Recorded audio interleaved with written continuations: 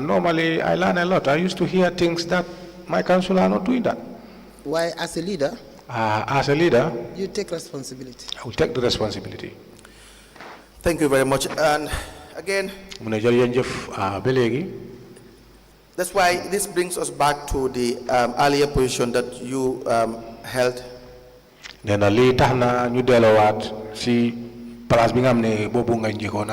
So when we talk about authority for expenditure, the idea that a mayor or a mayoress or a chairperson, that they don't have power for expenditure, the law says something different to that. The law says go ahead. 3 people. I will refer to council as people. I will refer to it, but I am saying 3, that is the CEO. The mayor, mayoress, or chairman, as the case may be. Because some areas have chairman, like Brikama. And council as a general body. All of them have authority, should have authority for expenditure. Now, the CEO reports to you. Now, you report back to council which you head. The CEO does not have the full or absolute power to decide how much money goes in or goes out. Above the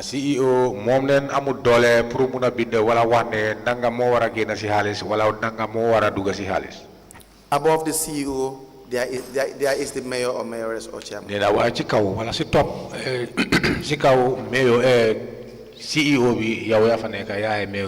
And above the mayor or mayoress or chairman, you have the council. The mayor, mayoress, or chairman, council. Do we understand it that way? Li council, hamga yow dafa melni loi bi nga ma wax. I think council, you are just telling me exactly what the law says. Te fokk na xejna loi bi tam mom lañ doon war di implement. And I think the law have to be implemented. Why council today doxé nonu de? But council, we don't operate like that. Because the CEOs. Because the CEOs. Administration bi tamit dañ am ñoo xamne ñoo nekk ci seen gannaaw. And the administration too, they have people behind them. Man duma tok fi di la fenal. I will not sit here and tell you lies. Parce que fi ken joge wu fi dem ñu ray la. And nobody left here and you are killed. Why suma la ne mayor ci amuñ doole. But if I say the mayors don't have powers. Nangul ma ko rek. Please believe me. And why is that? I don't. Wax na la fi ne la. Da nga binda ministry. You write to the ministry. They complain dara. Just complaining for something. Ñu wax la carrément bu ñu bindaat. And they will tell you directly, don't ever write to us. It's only the CEO who have authority to binda ñu. It's only the CEO who have the authority to write to us. So there are a lot of frustration you have the money council bi. There are a lot of frustration in council. So I'm a CEO bo xamne amul xel. If you have a CEO who don't have mind, dina la relegate to 0. He will relegate it 0 to you. And li moy dëgg bi. And this is the truth. Motax ma bëgg appreciate ku ñëw fi. This is why I appreciate, or I want to appreciate whoever come here. Waxal sa digante ak Yalla rek pour ñu mëna jagar council si mu baax. You explain the truth between yourself and God so that we can be able to maintenance the council to good standard. Waaye su dee dëgg rek mo am. But if at all the truth is the one that is prevailing. Mayors si fi am doole. The mayors here at least Banjul City Council, let me say this very clear. Let me be specific. Is Banjul City Council mayors here have no powers. Yeah, so I understand the frustration that council will have generally. Then I yegna frustration bi nga xamne council daf ko de am wala de am nañ ko generally with ministry. Ministry. We have dealt with this in the beginning. The permanent secretary was here. Nena li don doxal nañ ko fi bu ñëk bi permanent secretary bi mu ngon fi. We have told the permanent secretary where they have fault. Nena kéro yegal lañ dañ ko yegal fault ñoom seen fault fal na la bay sukandiku. In fact so many. Te bari na. So we agree with you. To A large extent. Based on subject matter. And that is the more reason why it's important, like you said, to see wherever fault lies, we will find out. And hopefully, the commissioners will make recommendations. And that is why we thank you for your honesty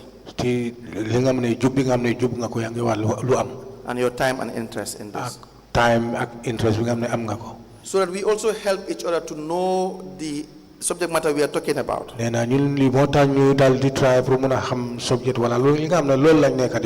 Because when it comes to finance, you have technically absolute control over your finance.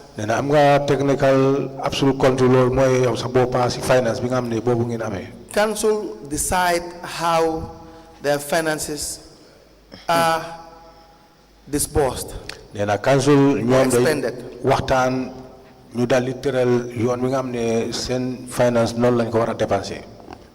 And this, of course, will be in line with regulations.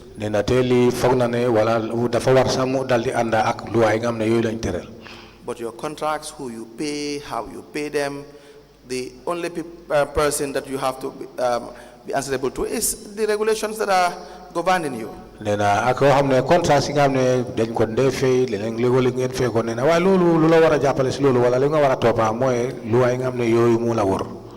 understand that? Okay. Very well. Exactly. So that the ministry cannot, to a large extent as well, dictate to you your daily expenditure. But of course, you will be audited periodically. Do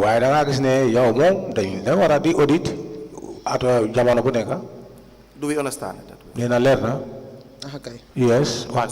So authority for expenditure only rests squarely on 3 tiers: the CEO, mayor, mayoress or chairperson, and the council.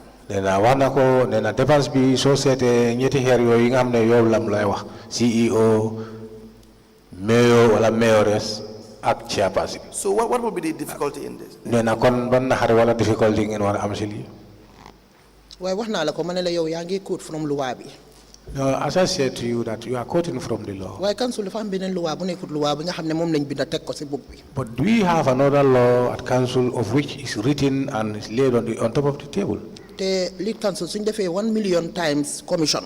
And council, if we do commission for up to 1 million times. Te regularize suñ ku nekk sa doole ak sa M fan nga wara M. And they don't regularize the authorities or the powers for each where to start or where to stop. Dinañ amaat yenen commission. We'll have another commission. And I wish the commission bi dafa demone ñu backdate ko 5 years ago before ñun suñ time. And I wish this commission should be backdated for 5 years before our time. So kon dinañ don appreciate council ci légui. Then the commission itself will appreciate councils the way they are working. A typical example, yaa ngi wax ne mayor bi dafa war a xam everything loo xam ne moo dee dox. For instance, the example is that you have said that the mayor must be aware of whatever is going on. And again, I want to underline ne li ma wax fii yëpp maa ngi wax in the context of Banjul City Council. And as I said, I am specific. Whatever I'm saying here, I'm just talking through the context of Banjul City Council. Man gis naa fi ñaata witness, over 20 witness yoo xam ne toog nañ fii. I saw people who passed here before me. There are witnesses, more than 20 of them. They were about the EU project of Banjul City Council. And they were explaining about the EU project at the Banjul City Council. The Banjul City Council musuma ko xam musuma ko yëg musuma leen a gis xawma ci kenn fii laa leen gisee ñu toog. And I am at the City Council. I don't know them. I have never met them. I only saw them sitting here before the commission. All right. We will of course reach to the EU project. And again, we will know, we will try to find out We will try to find out ne te nañ def seen gestu pour mun a xam the level of knowledge that each of the players have. nee na xam-xam bi nga xam ne wala yëg bi nga xam ne ku nekk ku bokk xam-xam bi nga xam si mbir mi. But the issue regarding the problems of, like you said, I quote the law, which I only have to. nee na waaye soo seetee comme wax nga fii ne moom lu mooy wax si loi bi la ko taane wala foofu la moo wax nee na waaw te moom dafa war pour def loolu. And you were trying to tell the commission that there are problems that you face in relation to what actually obtains on the ground. nee na te yow wax nga fii ne am nga teexte yi nga xam ne yu dee xew si ron. So, for instance, when the Local Government Finance and Audit Act 2004, Section 12, nee na soo ko seetee Local Government Act Section 12 2004 Section 12. Local Government Finance and Audit Act nee na Finance and Audit Act 2004, Section 12, Section 12. which talks about financial autonomy of councils. nee na loolu wax naa ne affaire yi financial autonomy of council mooy pour ngeen taxaw seen boppa si mbiri xaalis. Which reads, subject to the provisions of this act nee na te lu mu jàng mooy loi boobu noonu bi nga xam ne teg nañu ko. and any other act, ak beneen loi bu bokka wala bu àndaa bi. each council has autonomy over its financial matters. nee na council bu nekk am na taxaw na boppam pour mbir yi nga xam ne dépense wala xaalis bi nga xam ne boobu la day liggéey foofu. Excluding salaries, nee na bokkut salary bokkut. mooy fay bi boobu bokkut. allowances, allowance bokkut. and emoluments. ak emoluments yooyu bokkuñ. So apart from these three, nee na ñetta yooyu yi nga xam ne bokkuñ. council, you can say, have absolute control. nee na yooyu council mun na wax ne léegi moom am nañu warugal pour contrôle. If you're paying a contractor $1 million, nee na sooy fay contractor $1 million yi. you just have to follow the procurement regulations. nee na lu war mooy pour nga toppa procurement regulations. And then you pay in the right manner. te da nga war a fay mu waree. You don't have to take any permission from ministry. nee na warloo jël benn permission si ministry. If you want to deal with a vendor nee na soo buggee am dealings ak vendor mooy jaaykat yi. on a daily basis, ne bés bu nekk. you follow the procurement regulations. nee na nga toppa procurement seen regulation You bi. don't have to take any 1% or 0.5% permission from ministry. nee na te foofa warloo am wala warloo am benn permission si ministry. So have you ever had a problem? Have you ever had problem nee na ndaa yow sa boppa mus nga am problème. in relation to, what I mean you is council, nee na su ne yow mooy council seen area council bi. in relation to expenditure nee na lu bokka wala lu ànda lu mel ni dépense. where it is not within the areas of salary or allowance or emoluments. non li nga xam ne bokkut ak ñetta yi mooy waa salary allowance wala emoluments. Did ministry ever interfere with this, with your daily expenditure? nee na ndax ministre mus nañ la interfere wala dugal seen loxo si dépense bi. yëguma ko parce que man duma dee deal ak yooyu. No, I'm not aware because I don't have any dealings with that. Exactly. So that is why I said nee na lii moo tax moo ne. this is squarely on the council itself. nee na loolu dafa tegu si council si boppam. Entirely. nee na yëpp si council bi loxo council la nekk. Do you agree with that? nee na nangu nga loolu. waaw. Yes. Now, this is particularly important nee na lii dafa nekk loo xam ne dafa am fayda lool. because so many payments have been made nee na am na fay yu nga xam ne bëri nañ fay ngeen ko def ngeen ko. which appears to not follow, nee na te soo ko seetee yooyu àndut ak. not andut, dafa mel ni andut, appears to have not followed nee na dafa mel ni àndut with due process. ak yoon bi nga xam ne yoon bu tegu.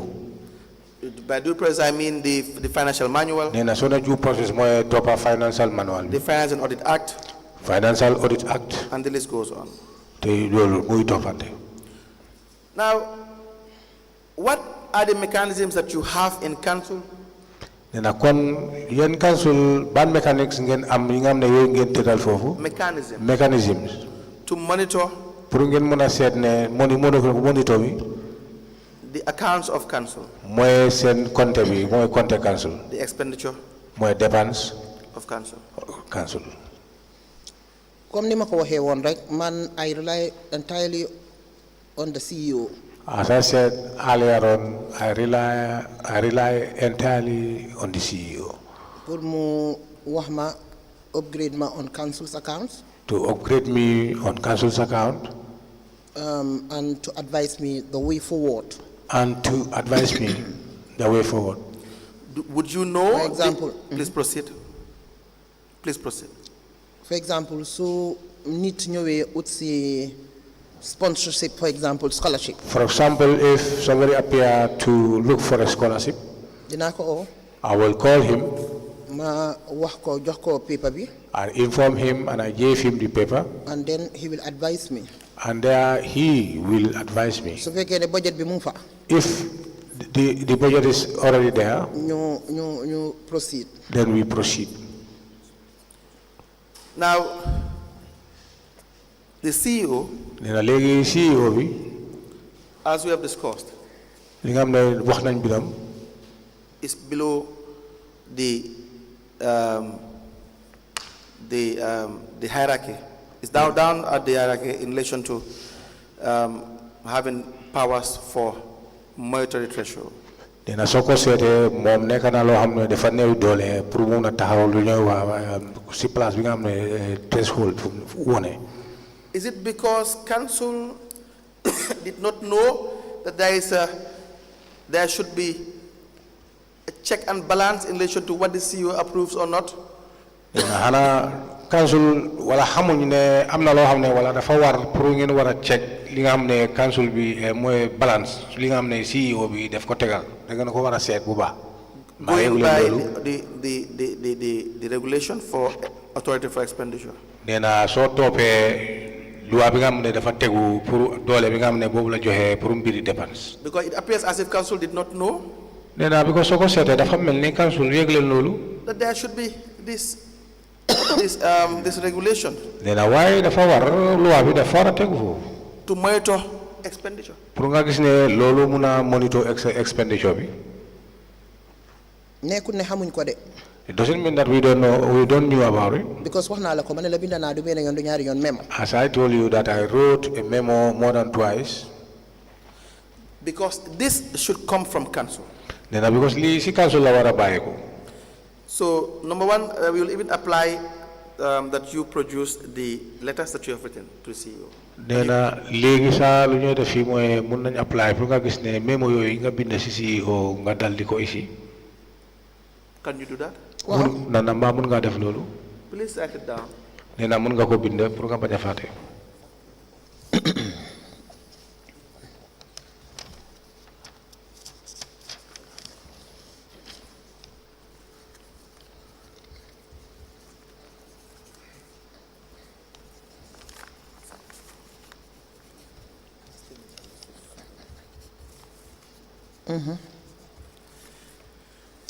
Thank you. So why I said that is because the same law that provides for the authority for expenditure, section 305 of the financial manual.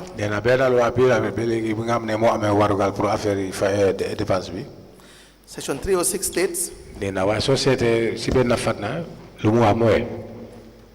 Same thing, monetary thresholds in emergency cases as well. Monetary thresholds that council should approve. The same with the authority for expenditure, council should approve. So not the chairman or the mayor or the mayoress. There should be a resolution. From council to say that CEO up to $100,000, you cannot go beyond this. Then CEO after 100,000, then after $100,000, you must seek for clearance. You must consult the mayoress as the case is in Banjul. Then the same resolution should also state that mayoress, you cannot approve payments beyond $500,000. Example, $500,000. If it exceeds this, you must bring it to council. So, If the council did not pass that resolution, Nena legi resolution go bi nga mane fategu council suñ len ko passu pour wol len ko. it's two things. It's either council did not know, Nena ñaari affaire la ndax council bena bi nañ mun nañ wax ne council xamuñ. or they knew but failed to do that. Nena kon ñaaral bi moy xam nañ ko waye fail nañ pour def lolu. Do you understand? Nena lolu leer na ci yow. Munna remember bena time ñu do wax affaire yi ne CEO warta spend more than 500,000. I can remember there was a time that it was said that the CEO cannot expend more than an amount of 500,000. Why I can't remember any time bu jëlé decision ne But I cannot remember any time that the decision was taken in council taken in council pour wone ne dañoo am a ceiling. to show that we need to have a ceiling. Why leena tamit mom la bëgg wax fi. But one thing I want to make it clear here, Society the spending of Banjul City Council. if you check the expenditure of Banjul City Council, Banjul City Council dafa nekk council boo xam ne financial muscle sami but bariwut. Banjul City Council is a council which you know that the financial muscles, Xëj na society within 8 years, if you check about 8 years ago, within 8 years, or if you check about 8 years, within 8 years, lu ñoo spend 500,000 what you spend, the amount you spend for 500,000 above 500,000 or above 500,000 benn yoon one off 500,000. is only one time of. No. Bu ñoo spend one off 500,000. Or when we spend the 500,000, soo ko seetloo the 8 years yu ma fa nekk and if you check the 8 years while I was serving, su baree ba bari du passé 5, 6, 7 times. if at all, if you count it, it will be less than 6 to 7 times. Because council bu ndaw la Because it's a small council, xaalisam tolluwut noonu. and the monies or the finance is not very much. Xëj na moom fu mu dooree di amee spending bu bari. Because where we started doing much expenditure, mooy si EU project bi. that is when we get into the EU project. waaye pour mu génnee 500,000 léegi dina jënd dara. But to pull out 500,000 to say we are going to buy something, mënuma ko remember lu passé juróomi yoon ba juróom benn yoon. I cannot remember that more than 5 to 6 times. You mean individuals isolated cases of expenditure or the yearly expenditure? Then allow me come yenen sen dépense bi wala at bi yépp. suñ lan. Néna lu mo laajte di dépense boobu nga wax 500,000 bi néna dafa nekk loo xam ne da ngeen ko dépense pour at bi yépp la wala. non pour comme benn yoon one off ñu jënd dara. No, it's just once occasion, just for instance to buy something. Let's say for instance you want to purchase furniture. Néna dafa mel ni léegi dañ jël examples comme nga bëgg jënd ay bagages néeg. Yes, but what would be very ideal in this circumstance is the overall expenditure in the given year. Is the overall expenditure in a given year. Néna léegi lu ñu seet na loolu dafa nekk loo xam ne dépense bi nga xam ne yépp pour at bi la. waaw lu nga wax dëgg la dama la bëgg a woon rek ne la. Yes, because what I said is true. yaa ngi wax ne xëj na council si xamuñ. As you said, that might be council, we are not aware. So xëj na soo toogee gis ne defuñu xëj na silin ne si yow na su spendé 500,000 da ko wax council. As I said, because there are nothing like a ceiling of which if the CEO is to spend more than 500,000, you need to inform council. xëj na loolu dafa ñëw benn yoon o ñaari yoon si at bi. I know maybe that comes once or twice in the year. No, that will only be an example. Nena lolu mun na nek example. You can even say that $50,000 is it has to be cleared by the mayors. Nena mun ga wane comme for instance 50,000 bo wana ko clear si mayor. Even $10,000 is. Su nek 10,000 sa. Depending on what the council decides. You know your budget, you know your income at the end of the year, realistic you know how much money you generate, so you can decide based on that. Nena lolu mun na nek sa halat parce que yow sa bopa ya xam ñaata nga denca wala lo am si xaliss ñaata nga jeni si xaliss wala lu ñaata fa neka. So I was just giving an example. Nena lolu mom just example la rek. Of the idea that you should have the threshold. Nena pour wone ne yow dafa war pour nga am threshold. Now back to my question. Nena so dele si laajte bi. Did council know about this authority for expenditure? Nena nda council yeg nañ authority bi pour mbiri dépense loi bu tegu. Or that they do not know? Wala ñaaral bi nda yegulen ko. Xamulen ko. councillors dinañ ko xam because we have seasoned councillors yoo xam ne ñu ngi fa woon balaa council bi sax. Council are aware, and I see that there are councils who were there before these people. So the lack of, in the absence of issuing a person a resolution for the adherence to the authority for expenditure, will that be deliberate then? Nena kon pour nga gis ne jox leen resolution bi nga xam ne wala jox leen ko xam ne kooku moo war pour def dépense mu ñaaka ko kon loolu dafa mel ni du def leen seen warugal wala seen yoon. How ma lan moo nekk seen mind si at that time. I don't know what was in their mind at that time. waaye wax naa leen ne man si suma bopp jëloon naa jéego. But as I said, as myself, I have taken action. Ma binda. Wrote. te du benn yoon du ñaari yoon. And it's not one, not twice. waaye workut. But it doesn't work. But on your side, yes. But on council's side, it can only be deliberate because you've already told us that they knew that they had this authority to put the ceiling. They never put the ceiling. It's a failure on council's side. And I see how some of our lolu mom def nga sawarugal. Nena wa société pour council dem nañ ko yow sa bop wax nga ne yegg nañ ko te defuñ ko nena ko lolu dafa nekk lo xamne dafa manché lool ci liggéey bi. Wa buñ téla wax ne jëliñ ko mun na am tamit mun na mus dañ ko wax ma faté. If I say that, probably they have ever told me and I forgot. So you said you demand back the minutes, right? No, we have to go back to the minutes.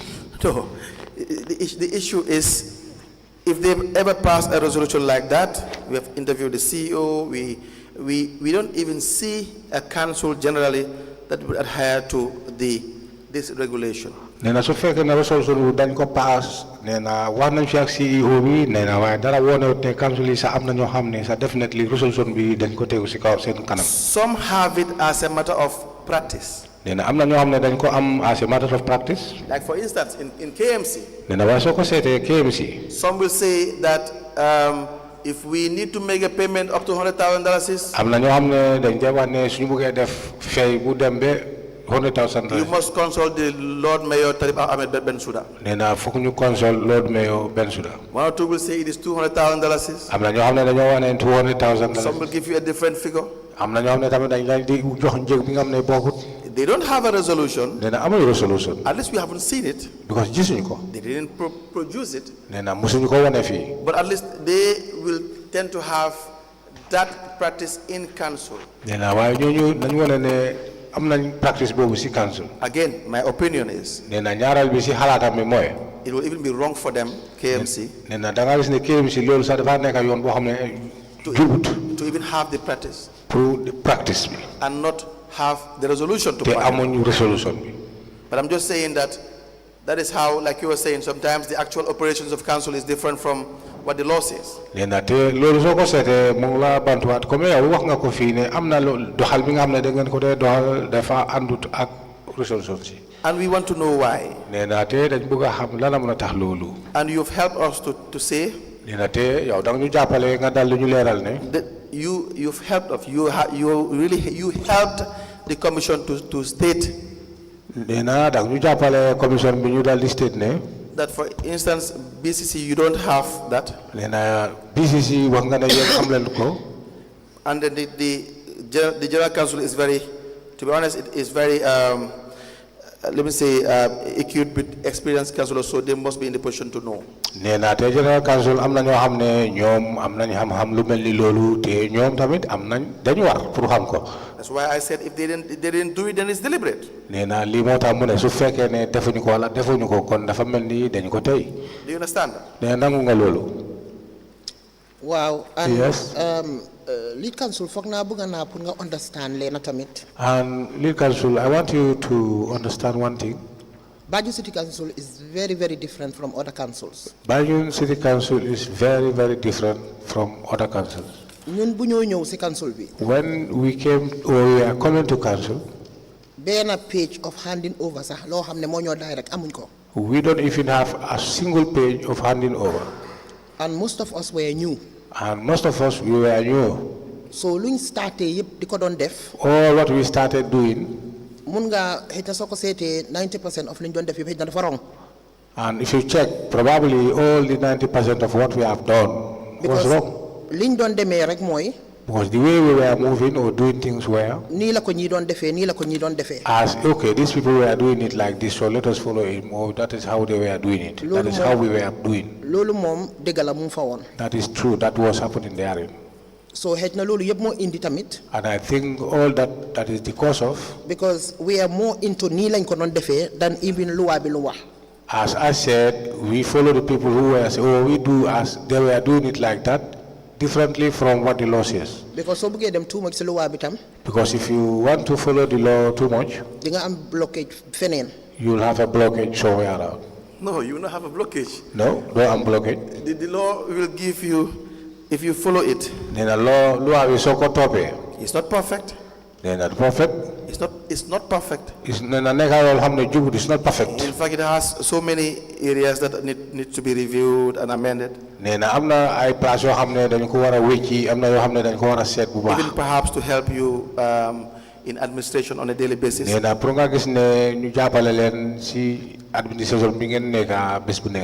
But it's more perfect than not having or following regulations.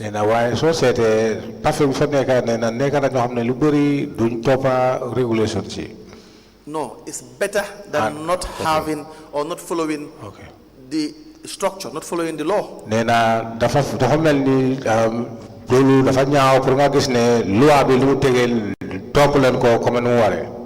No. Understand na li nga wax. Yes. Very well. Yes. So. Yes, I still understood very well what you are trying to say, but now I still want you to understand that I am the one sitting on that position. And I took out here, I don't want to sit here and now I'll be very shameful to do that, and later on I'll be very ashamed to do that here. But I heard a lot. You know, truly speaking, I was not even aware of that. But as I said, what you learn as a leader, some of things you need to know. If you agree and you need to make it clear, for the interest of for the interest of the person coming tomorrow. For the interest of accountability and transparency. And that is accountability and transparency. So, position. If you don't sit at my position, what I'm saying you will not understand. What I want to tell you is that the system is polluted. The system is polluted. Why so I'm not talking about other councils. I am specifically on my own council. You will not know. A lot of things happened. But later I think all those things will be revealed. Understand. That is where you should understand. Or you will understand what I know and what I don't. Why didn't I respect this commission? What I want to assure you that the respect that I have for this commission appreciate commission and the appreciation that I have for this commission, because commission legacy. It seems the commission came specifically for me to make my legacy. I will have nothing to say that I will hide. No. Again, and however difficult it is, I will tell you this is how it happened. Because I had a lot hearing, and I know that does not help the commission. Again, thank you very much. Again, this is the intention of the commission. You are very right. It's not easy to be a leader. It's more or less to be the leader of a whole jurisdiction, of a whole area council or city council. City council or area council. It's very, very difficult. And so we know, even if we're not there, we understand how difficult it is. And more so, to answer to the public regarding how the administration of the area council was done.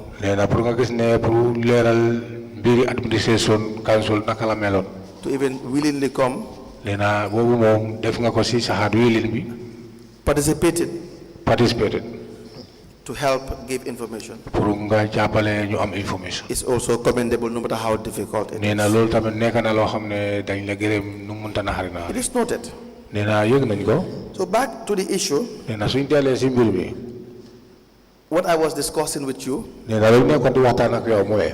is that there are so many payments nee na am na fay yu bëri. that councils will engage on. yi nga xam ne council war na engage si fay yooyu.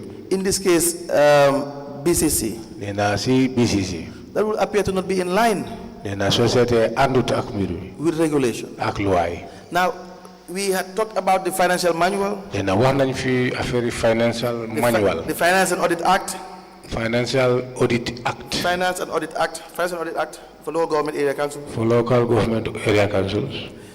the Local Government Act, The Local Government Act. procurement regulations. Procurement regulations. Does council follow all this nee na council mbaa daf dee toppal luwaay yëpp lu mu la léemal nii. in deciding which dalasi goes to where or how the monies of council are spent? nee na si mbir nga xam ne mooy xaalis koppar bi ngeen am ne council naka ngeen koy dépensé. loolu nekkul suma liggéey. That is not my job. Administration ñoo dee def loolu. The administration used to do that. waaye dama rafet njort ne. But I think so for them too. ñu ngi ko doon def nuñ ko war ni mu correcté. They were doing accordingly. parce que léegi-léegi ma gis ay kayit yoo xam ne. Because sometimes I do see some documents. ñu ne GPPA la jógee. They said those documents are from the GPPA. su nit ñëwee for example bugga dara like for example gaamo am. When somebody came and needed something, for instance, a gamo happened, mbaa cooj bi xewle dara. or church we need something. suñ ñëwee ma minute ko. When they came, I minute that. dama ko minute mu dem si CEO bi. I minute it, and after it passes to the CEO. waaye pour man. For me, because all those line of expenditure boobu noonu. all those lines of expenditure, they are all budgeted for. they are all budgeted for. because am nañ religious budget. Because we have religious budget, am nañ culture. we have culture, etc. and so forth. etc. and so forth. so su scholarship amee.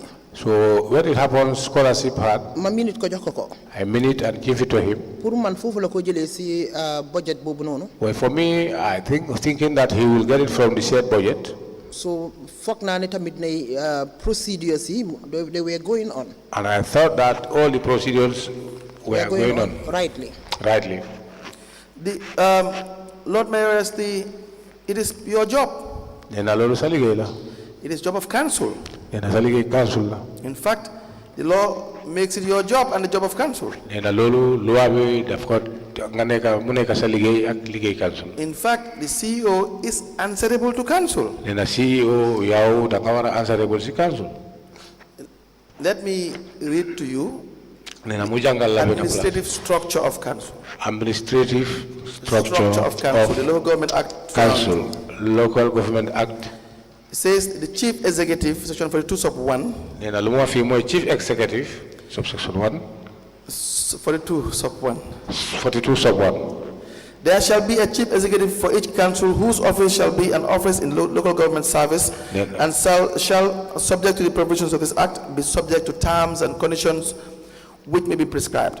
2, a chief executive shall be appointed by local government service commission after consultation with the chairperson, who may attend all proceedings and deliberations of the commission when considering the appointment of a chief executive. 3, the applications for the office of the chief executive shall be submitted to council for its prior comments, and you have functions of the chief executive.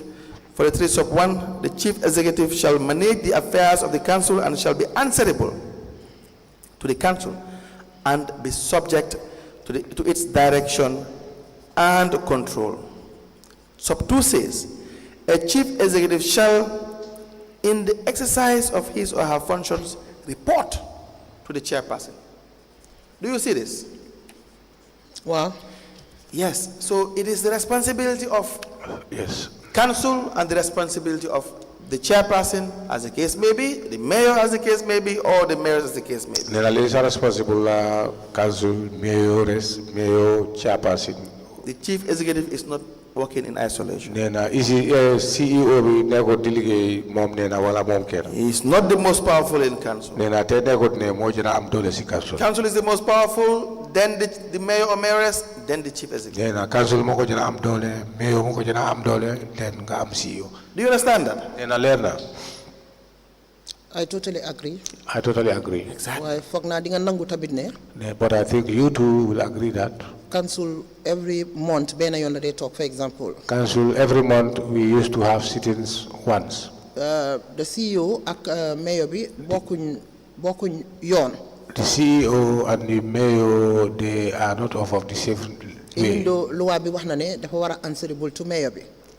Then, as the law said, he is answerable to the mayor.